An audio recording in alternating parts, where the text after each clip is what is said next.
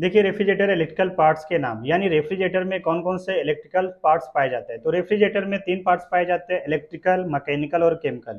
ये जो सारे पार्ट्स दिया हुआ है यहाँ पे, ये इलेक्ट्रिकल पार्ट्स है। जैसे compressor, relay, overload, fan motor, bulb, door switch, biometer, fuse, timer, thermostat switch, heater, ये इलेक्ट्रिकल पार्ट्स है। सिंगल डोर रेफ्रिजरेटर और डबल डोर रेफ्रिजरेटर में ये सारे इलेक्ट्रिकल पार्ट्स पाए जाते हैं। तो इसमें बहुत सारे पार्ट्स जो हैं कि सिंगल डोर फ्रिज में पाए जाते हैं, और कुछ इसमें ऐसे पार्ट्स हैं जो डबल डोर फ्रिज में पाए जाते हैं। तो इलेक्ट्रिकल के बारे में देखेंगे तो फ्रिज में जो रहता है इलेक्ट्रिकल भी कंपोनेंट्स पाए जाते हैं, मैकेनिकल और केमिकल। ये सारे जो पार्ट्स दिख रहे हैं ये इलेक्ट्रिकल पार्ट्स है। मैकेनिकल की बात करेंगे, compressor, condenser, evaporator, capacitive, filter, ये सारे मैकेनिकल पार्ट्स है। तीसरा जो आता है केमिकल। केमिकल यानी क्या? गैस।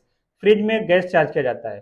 फ्रिज में अभी अधिकतर जो गैस रहता है R134 और दूसरा R600, दो ही गैस अभी तक चार्ज किया जाता है रेफ्रिजरेटर में। बाकी के बहुत सारे जो गैस है, एसी वगैरह में जो गैस है अलग अलग टाइप्स के आते हैं। तो हम ये देखेंगे रेफ्रिजरेटर में सारे इलेक्ट्रिकल पार्ट्स है और कौन से पार्ट्स का काम क्या है, इस तरह से हम बताएंगे। जैसे यहाँ पे दिया हुआ है कंप्रेसर। तो कंप्रेसर जो है रेफ्रिजरेटर इलेक्ट्रिकल पार्ट्स का एक इंपॉर्टेंट पार्ट्स है, यानी ये सबसे मेन पार्ट्स बोला जाता है। तो यानी कंप्रेसर क्या है? कंप्रेसर में इसमें तीन लाइन पाया जाता है। ये ऊपर का लाइन जो है ये डिस्चार्ज लाइन है, ये जो लाइन है सेक्शन लाइन है, और ये जो है अपना ये चार्जिंग लाइन है, और ये जो पॉइंट दिख रहा है ये टर्मिनल है। टर्मिनल तीन टाइप्स के टर्मिनल पाए जाते हैं, रनिंग टर्मिनल, स्टार्टिंग टर्मिनल और कॉमन टर्मिनल। अगर हमको रिले और ओवरलोड लगाना रहता है, इसी टर्मिनल में लगा के हम पावर सप्लाई दे देते, फेस न्यूट्रल दे देते, और ये कंप्रेसर क्या होता है? चालू हो जाता है, जिससे गैस को कंप्रेस करने लगता है। ये देखेंगे रिले। ये रिले जो है ये PTC relay, power transfer coil. ऐसे रिले जो आता है बहुत सारे टाइप्स के रहते हैं, box type relay, LMS relay, PTC relay, PTR relay. तो बहुत सारे जगह पे अलग अलग रेफ्रिजरेटर, अलग अलग एयर कंडीशन जो रहते हैं, वाटर कूलर हो गया, डीप फ्रीजर हो गया, मिल्क कूलर हो गया, हर जगह पे अलग अलग टाइप्स के रिले यूज किया जाता है। ओवरलोड। ओवरलोड का जो काम है ये ओवरलोड का है, यानी क्या करता है, कभी भी वोल्टेज कम है या वोल्टेज ज़्यादा है या गैस ज़्यादा हो गया तो ओवरलोड क्या करता है? कंट्रोलिंग करता है। यानी ओवरलोड क्या करता है? पावर को कट ऑफ कर देता है, जिससे कंप्रेसर क्या होता है? खराब होने से बच जाता है। तो इस तरह से ओवरलोड क्या करता है? खुद खराब हो जाता है और दूसरी चीज को खराब होने से बचा लेता है। Fan motor. फैन मोटर जो है ये डबल डोर रेफ्रिजरेटर में लगाया जाता है, ऊपर की तरफ लगाया जाता है, क्योंकि डबल डोर रेफ्रिजरेटर जो होता है इसकी साइज बड़ा होता है, तो इसके वजह से कूलिंग नीचे आने तक प्रॉब्लम होता है, परफेक्ट कूलिंग नहीं हो पाता है। इसीलिए फैन मोटर लगाया जाता है कि ऑपरेटर से कूलिंग लेके नीचे की तरफ फ्लो कर दे, ताकि नीचे भी परफेक्ट कूलिंग रहता है, होता रहेगा। दूसरा ये है बल्ब। जिस तरह से हम देखते हैं डोर को हम ओपन करते हैं, उसी तरह से बल्ब क्या होता है? चालू हो जाता है। और ये किसके थ्रू काम करता है? डोर स्विच के थ्रू काम करता है।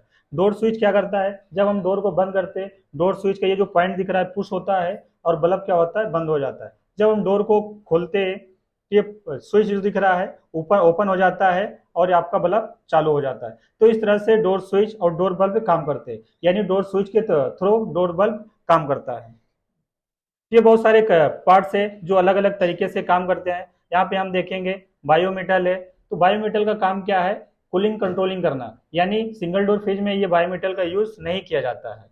बायोमेटल का यूज डबल डोर फ्रिज में यूज किया जाता है। और बायोमेटल जो रहता है इवापोरेटर में टच करके ही लगाया जाता है। अगर इवापोरेटर में टच नहीं करेंगे बायोमेटल अपना काम नहीं करेगा, और ये माइनस टेम्परेचर में काम करता है। अगर हम इसको बाहर प्लस टेम्परेचर में चेक करेंगे तो ये बताएगा नहीं, इसका कंटिन्यूटी बिल्कुल नहीं आएगा, इसका रेजिस्टेंस बिल्कुल नहीं आएगा। तो इसको हमको माइनस टेम्परेचर में रख के ही चेक करना है। और ये ऑपरेटर पे अगर हम लगाना है तो ये ऑपरेटर के बाहर नहीं लगाना है, ये ऑपरेटर पे पूरी तरह से इसको टच करना है। अगर ये ऑपरेटर पे टच नहीं करेंगे तो बायोमेटल क्या करेगा? अपना कंट्रोलिंग नहीं करेगा।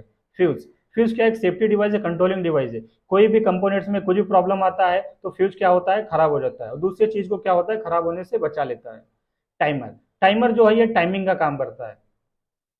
जैसे देखेंगे टाइमर जो रहता है 4 आवर्स का आता है, 6 आवर्स का आता है, 8 आवर्स का आता है। टाइमर जो रहते हैं अलग अलग टाइप्स टाइमिंग के हिसाब से रहता है। तो यहाँ पे 4 पॉइंट बने रहते हैं, 1 नंबर, 2, 3 और 4। तो इस तरह से ये टाइमर रहता है। टाइमर क्या करता है? कंप्रेसर को चालू करता है, कंप्रेसर को बंद करता है, बायोमीटर को सप्लाई देता है, हीटर को सप्लाई देता है। इस तरह से ये काम करता है। अगर कंप्रेसर आपका ऑफ हो गया तो बायोमीटर आपका चालू हो जाएगा, फ्यूज के द्वारा हीटर पे सप्लाई चला जाएगा, जिससे हीटर क्या होता है? अगर आपका कंप्रेसर बंद होता है 6 घंटे चलने के बाद, तो आपका कम हीटर जो रहेगा ये 20 मिनट चालू रहेगा। अगर 20 मिनट हीटर चालू रहता है तो 20 मिनट हीटर चालू करने के बाद ये ऑपरेटर के नीचे लगाया जाता है, तो ये ऑपरेटर पे जो आइस रहता है उसको पूरी तरह से क्या करता है, मेल्ट कर देता है, यानी आइस को पिघला देता है। अगर ये हीटर ऑन नहीं रहेगा, हीटर बंद है, तो दोबारा फिर ये ऑपरेटर पे आइस ज़्यादा जम जाएगा, इससे क्या होता है नीचे कूलिंग परफेक्ट नहीं हो सकता। तो इस तरह से जो रहते हैं अलग अलग पार्ट्स जो है अलग अलग तरीके से काम करते हैं। फिर आता है मेरा thermostat. Thermostat single door fridge में देखेंगे या डबल डोर फ्रिज में देखेंगे, तो अधिकतर जो सिंगल डोर में फ्रिज में रहता है थर्मोस्टेट, ये रेफ्रिजरेंट कूलिंग कंट्रोलिंग का काम करता है। यानी क्या करता है, अगर हमको कूलिंग अधिक लेना रहता है तो हम 4 नंबर पे, 3 नंबर पे, 5 नंबर पे रखते हैं। अगर कूलिंग कम लेना रहता है तो हम 2 नंबर पे, जैसे अभी मौसम की बात करेंगे, वेदर की बात करेंगे, तो जो ऐसे बारिश के मौसम में या ठंडी के मौसम में हम 2 नंबर पे ही थर्मोस्टेट रखते हैं। इससे क्या होता है, कूलिंग फास्ट होते रहता है। और जब जब कूलिंग परफेक्ट हो जाता है उसमें, तो एक थर्मोस्टेट क्या करता है, कंप्रेसर को कट ऑफ कर देता है, जिससे मेरा पूरा फ्रिज को कूलिंग मेंटेन करता है। इस तरह से बहुत सारे इसमें पार्ट्स दिए हुए हैं जो अभी सब बताया, तो अलग अलग पार्ट्स है, अलग अलग काम है, तो इसके बारे में बहुत मालूम होना जरूरी है, क्योंकि अगर कोई भी इलेक्ट्रीशियन या रेफ्रिजरेशन की एसी टेक्नीशियन, तो उनको मालूम होना ये बहुत जरूरी है, क्योंकि अगर ये मालूम नहीं रहेगा कौन से पार्ट्स का नाम क्या है, उसका काम कैसे होता है और किस तरह से टेस्टिंग किया जाता है, अगर टाइमर खराब हो गया क्या प्रॉब्लम आएगा, हीटर खराब हो गया क्या प्रॉब्लम आएगा, थर्मोस्टेट खराब हो गया क्या प्रॉब्लम आएगा, बायोमीटर खराब हो गया क्या प्रॉब्लम आएगा, तो सारे पार्ट्स के बारे में मालूम होना बहुत जरूरी है। अगर ये पार्ट्स के बारे में नहीं मालूम है तो हम प्रॉब्लम को, जो इसमें फॉल्ट रहता है उसको हम फाइंड आउट नहीं कर सकते। अभी मान लो कंप्रेसर है आपका, है ये कंप्रेसर, अगर आपका पंपिंग नहीं फेंक रहा है, यानी आपका कंप्रेसर पंपिंग नहीं है, हम जब इसको पंपिंग चेक करते हैं तो कौन सी लाइन से चेक करना पड़ेगा, डिस्चार्ज लाइन से। रेसिप्रोकेटिंग कंप्रेसर जो रहता है ये रेफ्रिजरेटर में लगाया जाता है, यानी फ्रिज में जो कंप्रेसर लगाया जाता है इसे हम रेसिप्रोकेटिंग कंप्रेसर बोलते हैं। इसमें 3 लाइन रहता है, डिस्चार्ज लाइन, सेक्शन लाइन और चार्जिंग लाइन, इस तरह से रहता है। तो अगर कोई भी कंपोनेंट्स खराब हुआ उसको टेस्टिंग करने आना चाहिए। रिले का काम क्या है, ओवरलोड का काम क्या है, फैन मोटर का काम क्या है, बल्ब का काम क्या है, डोर स्विच का, जब जिस तरह से आपको ये कोई पार्ट्स के बारे में मालूम नहीं रहेगा तो हम परफेक्ट ट्रबल शूटिंग नहीं कर सकते, यानी कौन से कंपोनेंट्स खराब हुआ है। जैसे अभी डबल डोर फ्रिज की बात करेंगे, आपका फैन नहीं चल रहा है, अगर आपका फैन नहीं चलता रहेगा तो ऊपर तो हल्का कूलिंग करेगा, नीचे बिल्कुल कूलिंग नहीं करेगा।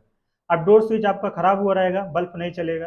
तो इस तरह से हम जो इसमें प्रॉब्लम आते हैं ट्रबल शूटिंग कर सकते हैं।